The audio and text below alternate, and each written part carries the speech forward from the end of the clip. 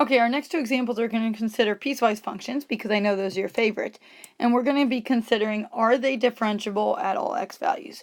So we don't have a graph here, but I'm picturing, every time I picture a piecewise function, I picture two different graphs coming together. And my question is, in order for them to be differentiable, remember a derivative is, the slope at a point is defined by a limit, the limit of the difference quotient. And in order for a limit to exist, the limit has to be, the left-hand limit and the right-hand limits have to be the same.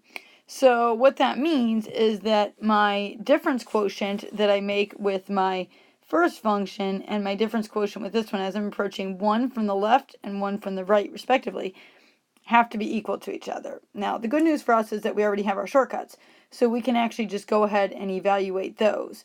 But what we're thinking is find the slope from the left, find the slope from the right.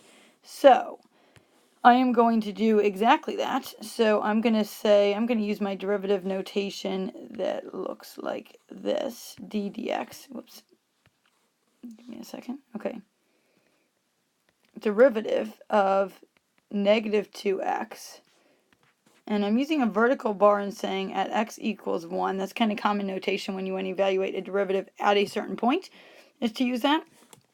Is that equal to, essentially, I'm questioning, is that equal to the derivative of x squared minus 4x at x equals 1? And then I can go ahead and you can do them separately and then compare at the end. That's fine. I'm just doing it as kind of a question mark. I don't know if they're equal. So now I'm going to evaluate the derivatives, and it turns out the derivative of my left-hand piece is just a negative 2, and I'm evaluating that at x equals 1, but notice that my x is gone. So if you think about negative 2x, that's just a line. Slope is negative 2. Derivative of my other function is going to be 2x minus 4, and that one I am evaluating at x equals 1. That's important. I need that still because I need to plug that 1 in, substitute it in for the x right here. So that's going to become a 1, and I'm going to end up with negative 2 on the left still, and again, this is, I should note that this is a question mark. I'm not sure if these are equal. 2 times 1 minus 4 gives me 2 minus 4 is a negative 2, and I do actually end up with a left-hand derivative, if you want to call it that, of negative 2, and a right-hand derivative of negative 2. So what I've just determined is that when I look at those two pieces of the graph, they're going to be smoothing out and making a continual curve, if you will. And at the point where x equals 1, the slopes will be instantaneously will be the same. So it appears that they do have a derivative at x equals 1. But if you remember from what we just talked about with, in order for a derivative to exist, there was like a precursor, something prerequisite that had to be true. And that was that the derivative, or sorry, that the function had to be continuous. So I sort of skipped that part, and I should definitely do that in one of two ways. Either graph the function to see if the two parts meet at x equals 1, or we have our test for continuity. So I know that was last chapter, but last chapter is always still good to use. So let's go ahead and use my piecewise function and do my continuity test from last chapter. So let's see, my first part of it was, you should have this memorized by now. First part was, does f of x exist? In this case, f of 1. And f of 1 is going to be, with this piece, since I've got x equals 1 down here, x squared minus 4x. So I'm going to have 1 squared minus 4 times 1, which is 1 minus 4, which is a negative 3.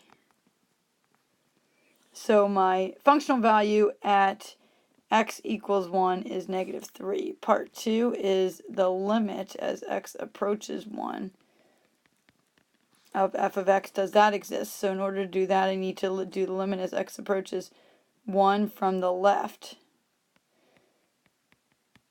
of my function, and then I need to do the limit as x approaches 1 from the right of my function. So as I'm approaching from the left, let's see, I'm using the top piece, which is negative 2x, so I'm going to have negative 2 times 1, which is a negative 2. And from the right, I'm going to have a 1 squared minus 4 times 1. That's what I already did up in part 1. The functional value is going to be equal to the limit for the right-hand piece, and that's going to be a negative 3. And since those are not equal to each other, negative 2 and negative 3, my left-hand limit doesn't equal the right-hand limit, we're going to say the limit does not exist. Therefore,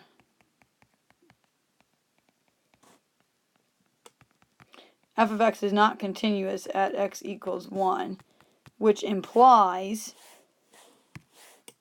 f of x cannot be differentiable.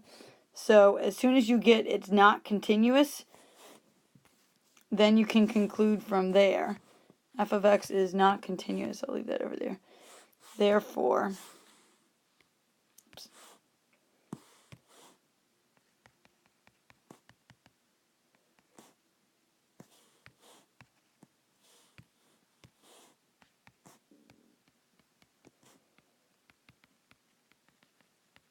is not differentiable at x equals positive 1.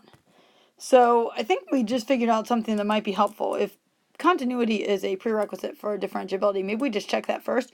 Continuity is not too bad to check, and you guys have gotten pretty good at that. So that might be a good idea just to check that. Keep that in mind as we're looking ahead.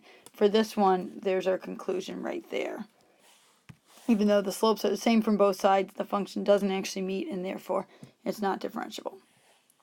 Let's try a second example. Feel free to pause the video and maybe try this one on your own. All I'm doing is giving you a different piecewise function and asking the same question. Is it differentiable at all values of x? And maybe I skipped through talking this in the last one, but I'm first going to evaluate the two pieces I have, and if I look at the piece x squared, that's a parabola, and parabolas are continuous and differentiable smooth curves for their entire domain.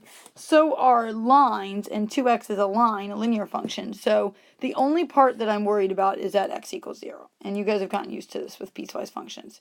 So maybe pause the video, go ahead and try it, and then I will put my work up on the screen and you can compare.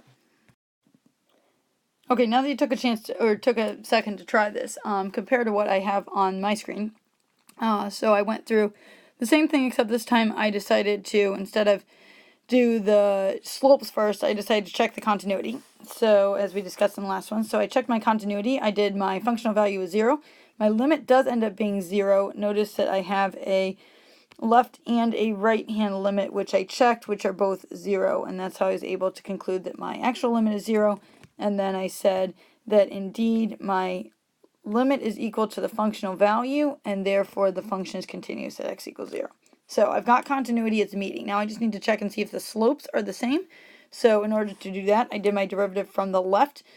That would be of my x squared piece, becomes 2x, plug in your 0, and that's 2 times 0, or 0. And I did my derivative from the right, which ends up being a positive 2. And at that point, I now have a slope of 0 and a slope of 2. Coming from the left and coming from the right respectively. Because the slopes are not the same, I say that f of x is not, so here's my conclusion.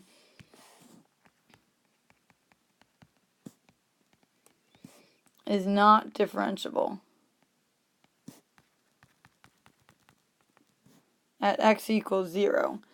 And I would say it'd be good to think about what's actually happening here graphically. So if you think about we're meeting at the point, that means that it is connecting. But if the slopes are not the same, what's happening is it's forming some kind of not a smooth curve, some kind of a corner. And I say corner loosely because it doesn't have to be a corner, in fact, or what you're thinking of as a corner. If we go back up and just kind of try to draw a sketch of this, I can probably get pretty close because these are some functions that I know.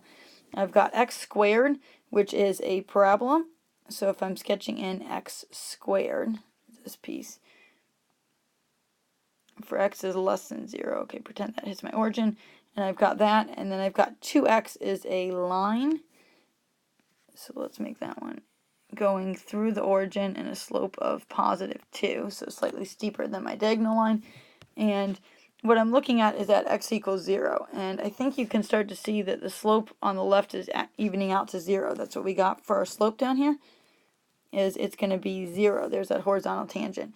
And the slope from the right, well, that's a line, and the slope is always going to be positive 2. So they're making a pretty distinct corner if you look at those tangent lines, and that's where I get my non-differentiability. That was one of my cases. So this is just a little different because we're not starting with the graph, but you could certainly put it on a graph and analyze it and start to make some connections of why this is happening and what it means when I find my derivatives and get equal ones in terms of the graphical view. There's one more video for you to watch, so make sure you find the one that is about differentiability of piecewise functions, part 2.